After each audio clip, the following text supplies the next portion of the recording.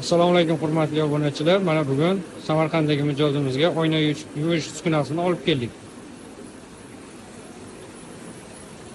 Bu uskunamiz ishni tezlashtirish va vaqtni tejash uchun ishlatsak bo'ladi. Birinchi etapda bunaqa yuvish uskunasi orqali oyna to'liq yuviladi. Oyna yuvib chiqarilgandan keyin bu yerda quritish orqali oyna to'liq qurib chiqadi. Buni tezligini boshqarish ham mumkin. Agar tezroq yuvishni xohlasangiz, bu yerda